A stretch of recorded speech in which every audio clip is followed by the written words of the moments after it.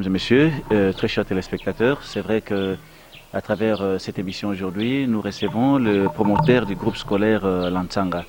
Je pense que Lantanga, c'est parmi des écoles bien organisées de chez nous ici au Congo. Et en matière aussi de la formation, d'ailleurs, c'est connu par rapport aussi à la formation à Kinshasa. Pour ne pas parler de la Tchango, s'il faut citer les écoles qui forment bien les enfants, ici, s'il y en a 10 au Congo, l'Antanga aussi est cité. C'est la raison pour laquelle nous recevons les promoteurs de cet établissement, juste pour parler un peu de la formation, la formation à l'Antanga pour l'année ici, et puis l'année passée, et puis parler un peu de l'activité que l'Antanga est en train de préparer juste très bientôt là. Promo d'abord, bonjour. Bonjour, monsieur le journaliste. Nous sommes très heureux de vous recevoir aujourd'hui à travers cette émission. Premièrement, nous aimerions un peu savoir quelle est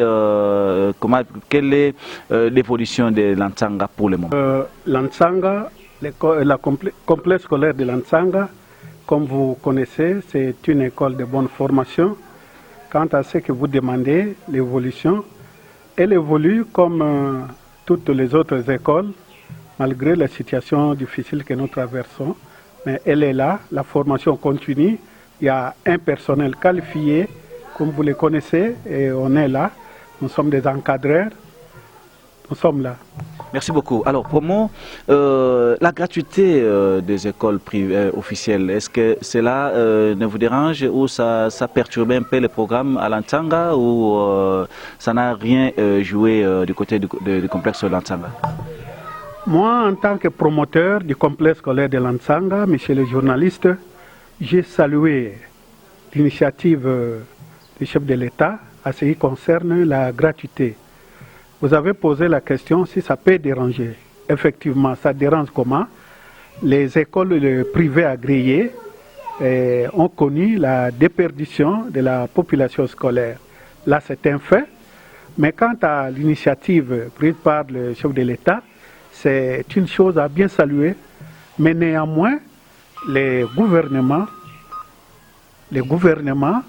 vont aussi penser à ces écoles privées qui ont pris les relèves pendant les temps difficiles qu'a connu l'EPSP à l'époque, qui est aujourd'hui l'EPST. Alors, et là, les difficultés sont énormes. Je disais que nous avons connu la déperdition de la population scolaire. Les parents, aujourd'hui avec les difficultés financières, les parents amènent leurs enfants dans des publics, mais l'État va raisonner. Comment? Voir là dans les publics, s'il y a une population scolaire dans une salle de classe de 80, 100 élèves, et la matière qui est enseignée prend combien de temps, et qu'est-ce que les enseignants vont faire? Alors, nous ne sommes pas déçus. Au contraire, l'État verra qu'il y a des écoles privées viables qui ont aussi des bâtiments, qui ont aussi des espaces. Comment ils peuvent collaborer avec les promoteurs des écoles privées afin que ces écoles privées se retrouvent aussi et l'État aussi retrouve son compte, les parents et les élèves. Ce dont nous cherchons, c'est la formation, la qualité de l'enseignement. On est en train de chanter en baisse, en ceci, mais il y a des facteurs. On doit chercher des causes de cette baisse. Aujourd'hui, il y a la gratuité. Mais il y a une population où l'enseignant n'est pas en mesure de pouvoir enseigner ses élèves. L'État va raisonner. Ce sont des facteurs qui vont amener aussi que l'homme qui est dans le privé s'imprègne aussi dans cette même gratuité. Merci beaucoup, Promo Tankoy. J'aimerais que vous puissiez un peu expliquer les téléspectateurs par rapport aux frais. L'Antanga, nous avons constaté que si il y a des écoles que le Minerval coûte très moins cher ici à Kinshasa, l'Antanga, c'est parmi les 2 ou les 3 premiers, puisqu'on a essayé un peu de faire les sondages, même de là où l'école se trouve, on a essayé un peu de voir ailleurs. Nous avons constaté que le Minerval à l'Antanga, c'est vraiment moins coûtant.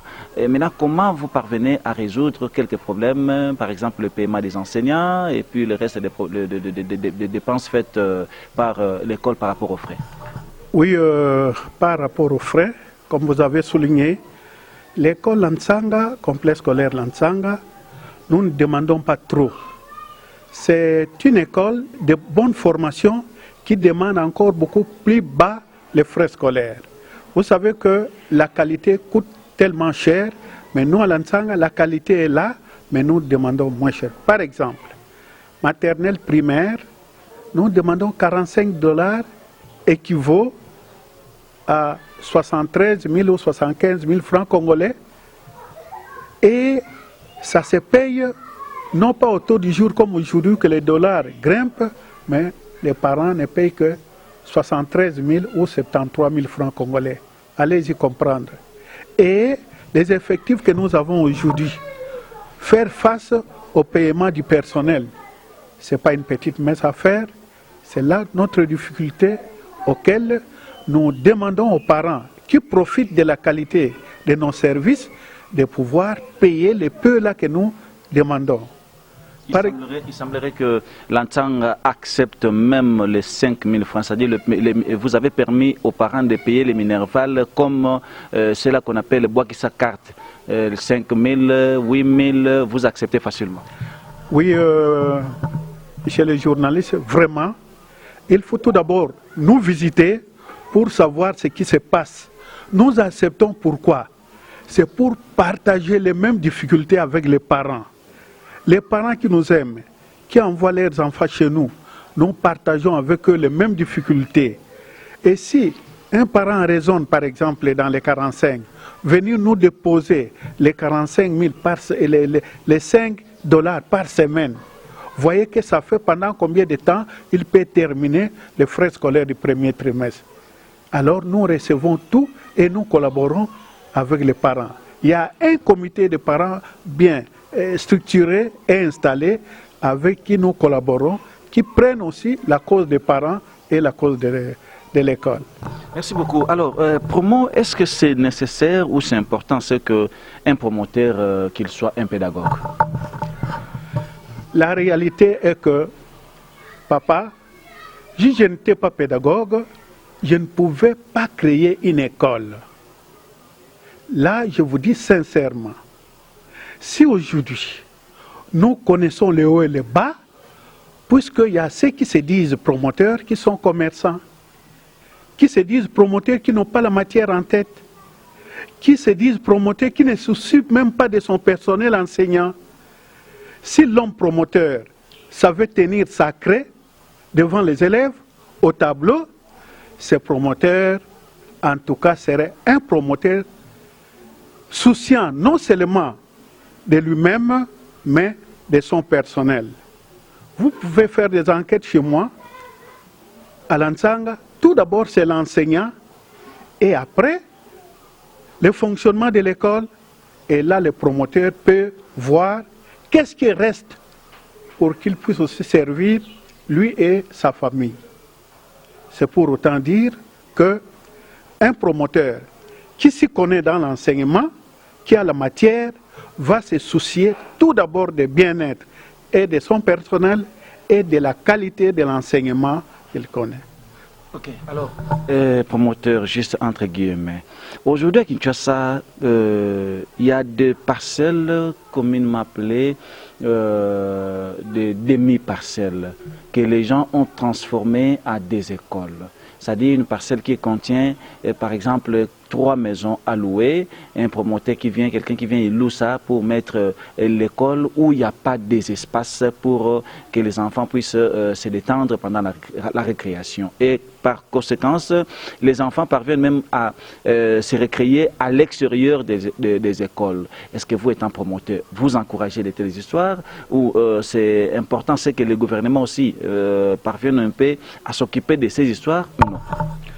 Oui, c'est une question pertinente auquel la réponse ne doit pas venir du promoteur, la réponse doit venir de l'État congolais qui sait bien qu'est-ce qu'on appelle une école et comment une école peut être acceptée, une école viable, puisque l'État a des techniciens qui y passent, qui voient des écoles, et ces techniciens sont appelés des inspecteurs.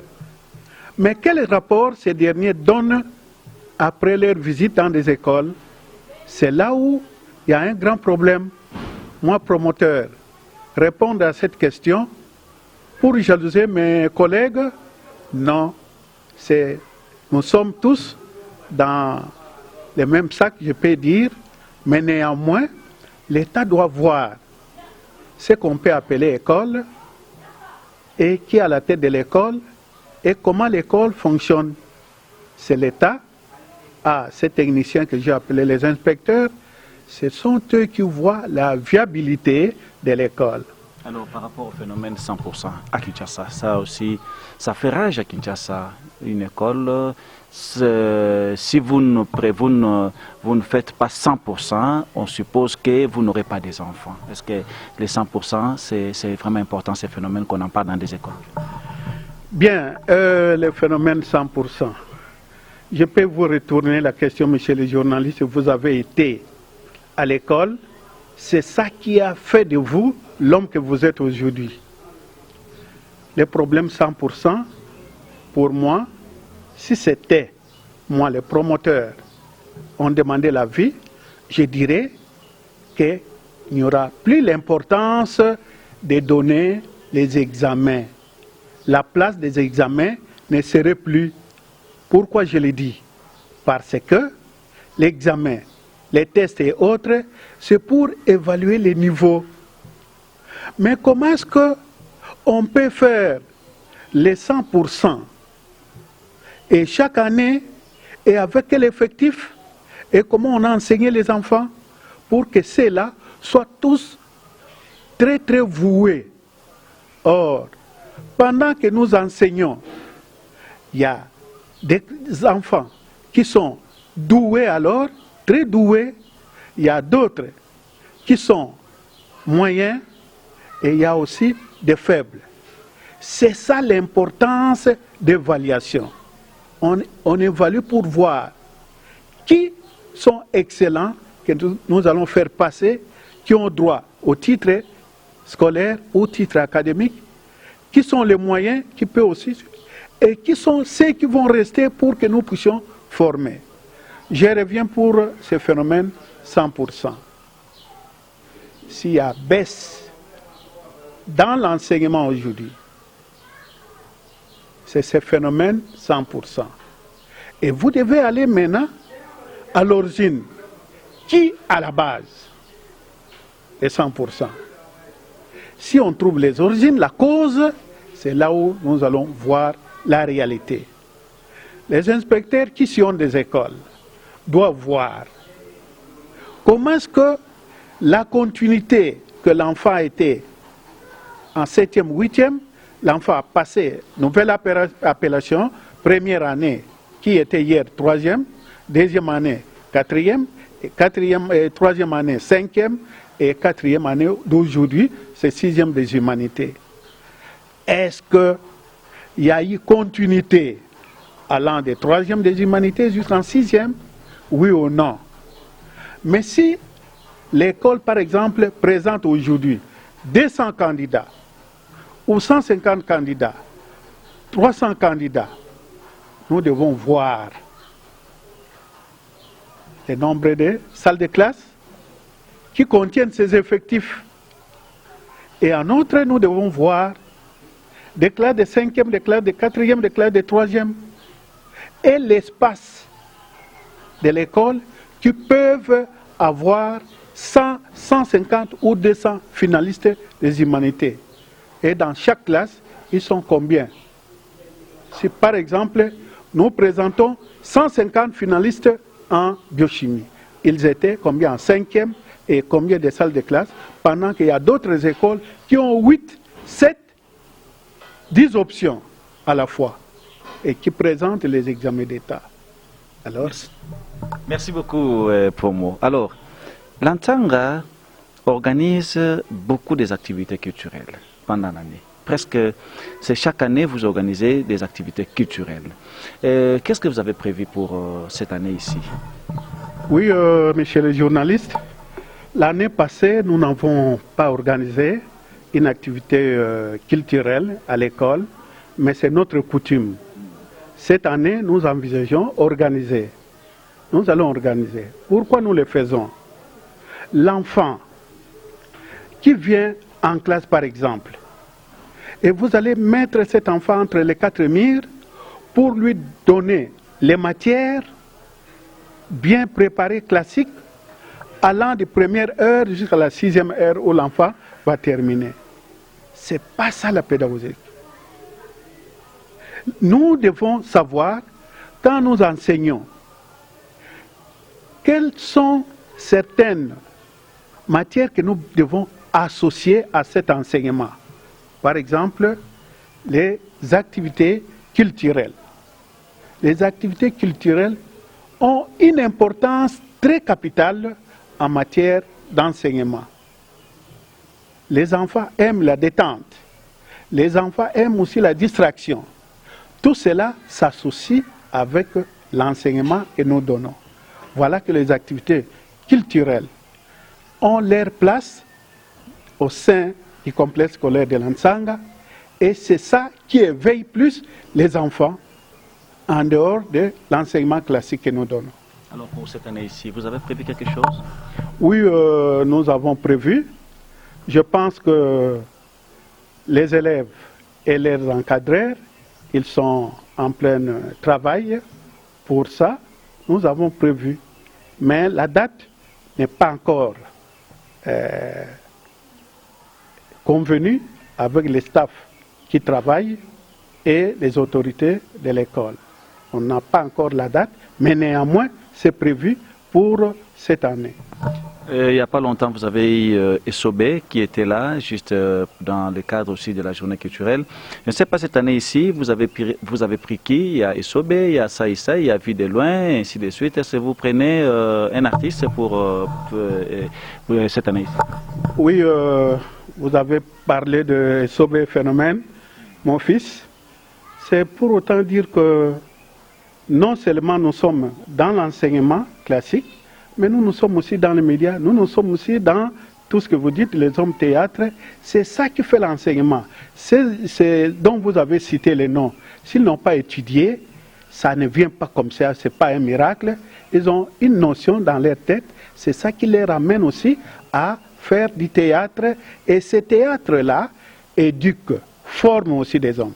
C'est pourquoi avec Phénomène, les années passées, cette année, nous pouvons aussi choisir entre Vu de loin et les autres, les Saïssa et autres.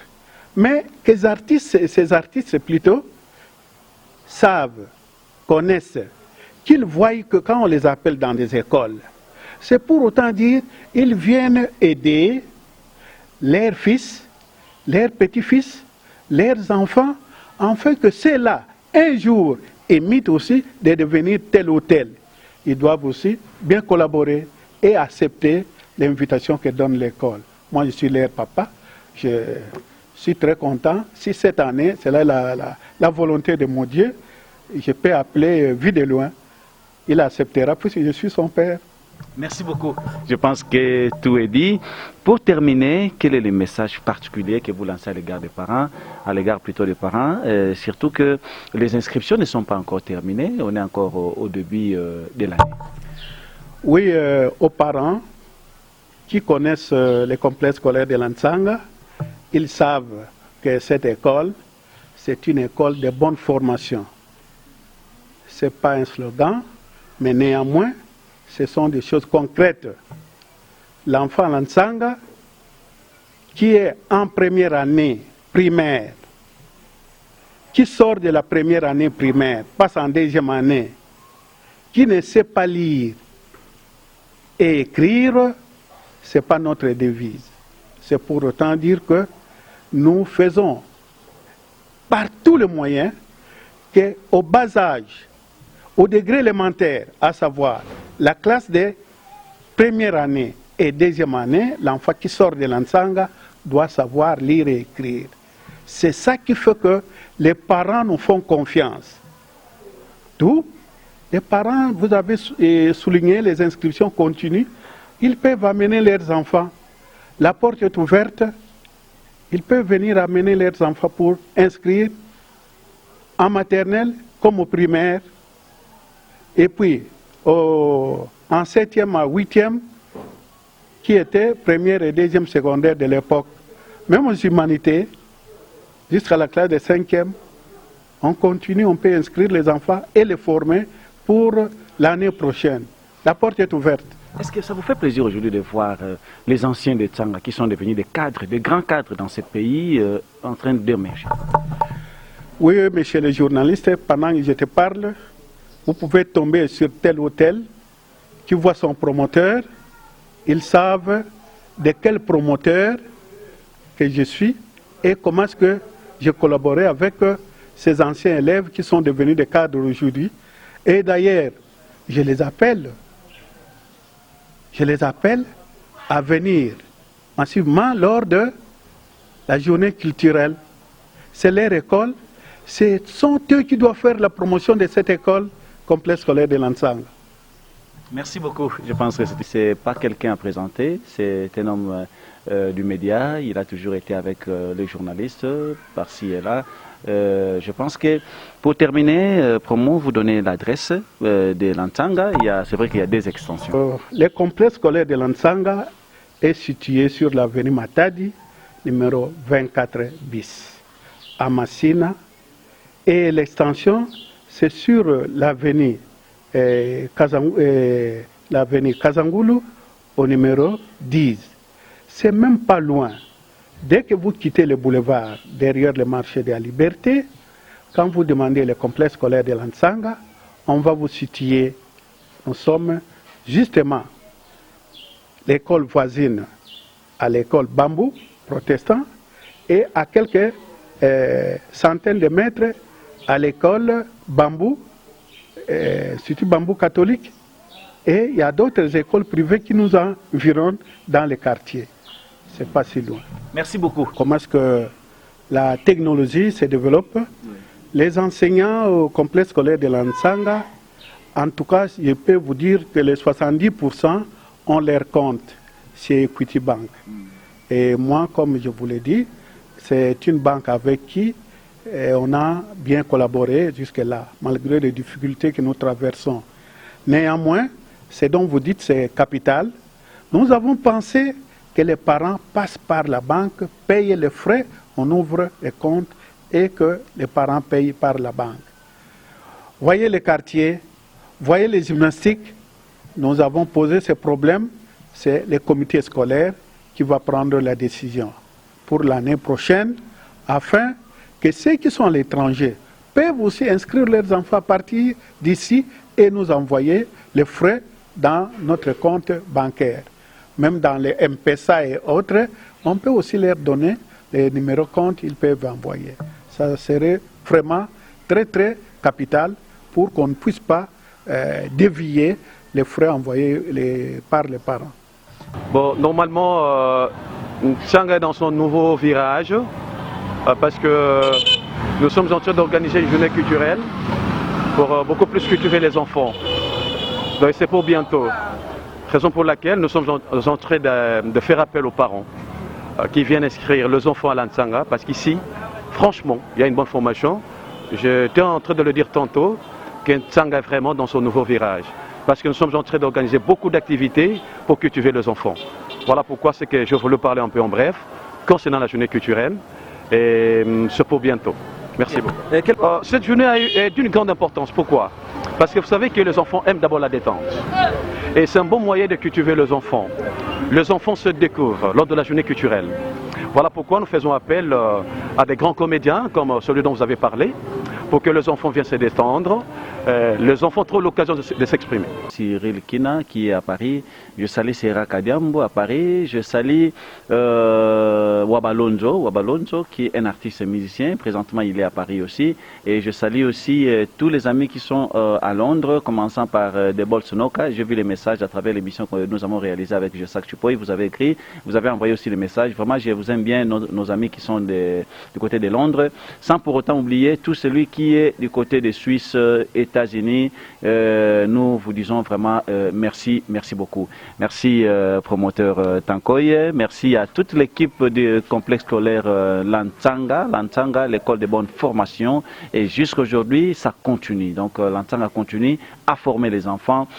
Prochainement, si tout va bien, on va chercher à voir quelques cadres qui ont étudié à Lantsanga. Aujourd'hui, ils sont devenus des grandes personnalités dans ce pays.